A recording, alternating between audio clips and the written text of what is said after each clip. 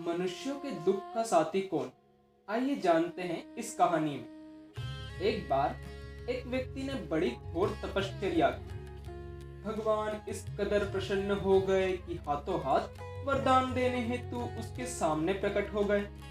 लेकिन वो व्यक्ति प्रभु के दर्शन से ही इतना अभिभूत हो गया कि उसे वरदान मांगने की इच्छा ही नहीं हुई।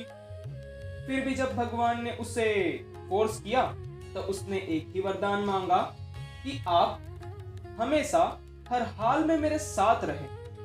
प्रभु ने वरदान दे दिया और यह तो वाकई चमत्कार हो गया।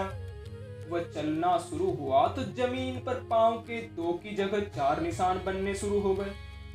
यानी वाकई प्रभु उसके साथ हो लिए थे। वह तो मारे खुशी के झूम उठा। उसकी चाल ही बदल गई। विश्वास के 7वें आसमान पर जा बैठा वह। भगवान 24 घंटे साथ है, और क्या चाहिए। लेकिन कहीं ना कहीं संकेत भी था कि कहीं भगवान साथ छोड़ ना दे। इस बात को लेकर वह चौकन्ना भी पूरा रहता था। बीच बीच में वह जंगल में मिट्टी या कीचड़ में चलकर देख भी लिया करता था कि वाकई प्रभु उसके साथ अब भी है कि नहीं। और जैसे ही कदमों के 4 निशान पाता तो वह न सिर्फ आश्वस्त हो जाता बल्कि लगे हाथों उन्हें धन्यवाद भी दे देता। वैसे उसका हंसता खेलता परिवार था। आर्थिक रूप से भी वह खाते पीते काफी सुखी था। कहने का तात्पर्य आदमी न सिर्फ प्रभु का सच्चा भक्त मात्र था बल्कि जीवन भी उसका भरा पूरा और खुशहाल था। और सोने पे सुहागा यह कि अब उसका और भगवान का 24 घंटे का साथ भी था। लेकिन कहते हैं ना कि समय की चाल सदैव एक सी नहीं रहती। बस उसी तर्ज पर उसके जीवन में भी एक टर्निंग पॉइंट आया। अचानक एक हादसे में उसके दोनों बच्चों की मृत्यु हो गई। पत्नी यह हादसा न सह पाई और पागल हो गई। निश्चित ही इन सब का उस पर भी बड़ा गहरा असर पड़ा। मारे सदमे के धंधे पर ध्यान न दे पाने की वजह से वहां भी नुकसान होना प्रारंभ हो गया। कुल मिलाकर चारों ओर से उस पर संकट गहरा गया। बड़ी ही मनहूसियत में उसके दिन गुजरने लगे। वह तो यहाँ तक सोचने लगा कि अब जीवन में रखा ही क्या है, तो न बचा हुआ जीवन प्रभु भक्ति में ही गुजारा जाए।